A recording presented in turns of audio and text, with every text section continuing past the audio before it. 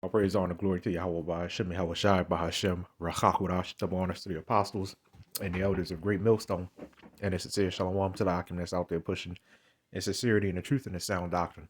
Um, this is going to be a really, quick video. Hopefully, it's is uplifting and it's a little reminder for all of us. That these things that are happening with the feminism and these other doctrines and all this other stuff that's happening.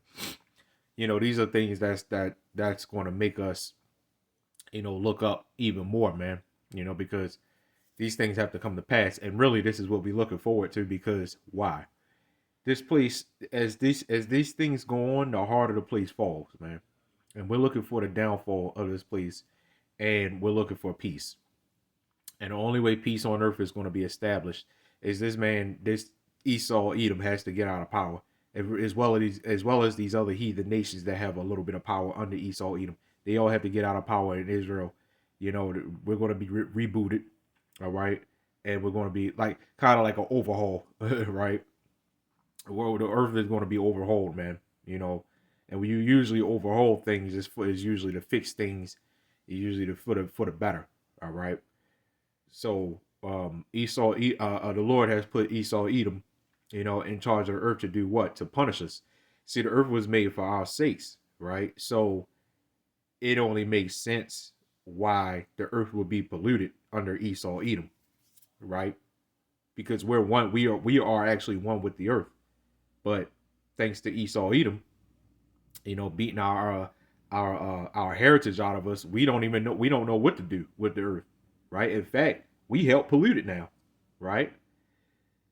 All right. So this is the book of Luke, chapter 21, verse 25. It says, and you see here the return of YAHAWASHI. All right.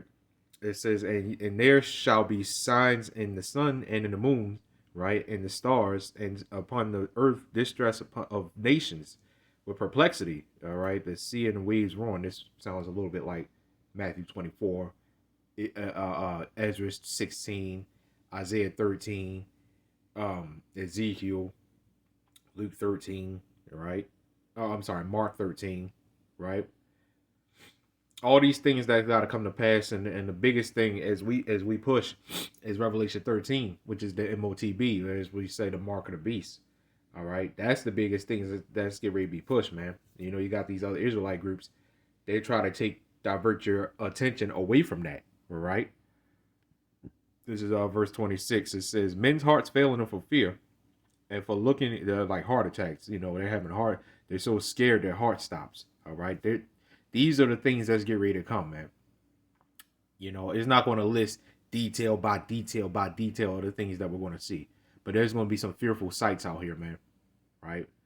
It says, and for looking after those things which are coming on the earth, for the powers of heaven shall be shaken, and then shall they see the Son of Man coming in a cloud with power and great glory. Yeah, coming with a huge chariot, man. All right. These they make movies like Independence Day for a reason, man. All right. War of the Worlds, right? They make stuff like that for a reason, because Esau knows what's coming, but that's why they have the ending of them blowing up the ship and them prevailing, because they know they're trying to put the message out as to, yeah, we have the power, we have the might to overcome extraterrestrial beings or otherworldly beings. They're saying that they're the most high. That's what they're saying. That's the message they're putting out in these movies. All right. Yeah, they may catch us off guard, but you know what? We got it. We got it under control. Our military can nothing can touch us. That's the message they're pushing out in movies like Independence Day, man. All right. Verse 28, it says, and when these things begin to come to pass, right, then look up and lift up your heads, for your redemption draweth nigh. All right. So all these things, that's happening right now. These are things that should make us look up even more. All right.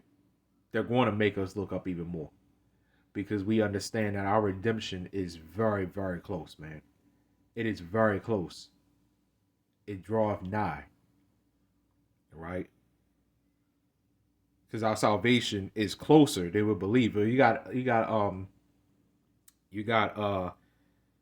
Peter 3 that talks about a day to the Lord is 1,000 years, and so on. You know that is do you know that's a patient scripture? Because once you understand that you're not on your time, we are on the Lord's time. So a day to the Lord is 1,000 years for us. So a whole year to the Lord, right, is 300 what 365,000 days.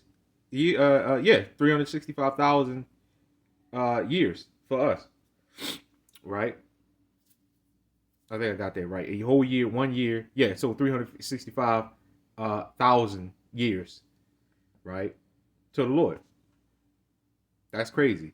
So everybody talks about what happened in the 1600s and 1700s and stuff like that. What, 400 or 500 years? It's not a day to the Lord. It's not even a day. So, anyway, giving all praise, all the glory. That's all I got on this, man. You know, our salvation is closer than we believe, man. Always remember that. But the Lord's time frame, right? 1,000 years for us is 1 day to the Lord. You gotta think about that. When the Lord is ready to break us out, He's ready to break us out. It may not even be in our timeline. I mean, in our lifetime. As far as you watching this video, it might not even be in your lifetime. But you just never know, man. But we do know one thing. We do know it is close. That's what we do know. It is very close. How close? We don't know, but we do know it's really close. Right? I'm talking about as far as how close specifically, we don't know, but we do know it's really close. Anyway, giving all praise, honor, glory to YAHAWAH, BAHASHAM, YAHAWASHI, Shalom.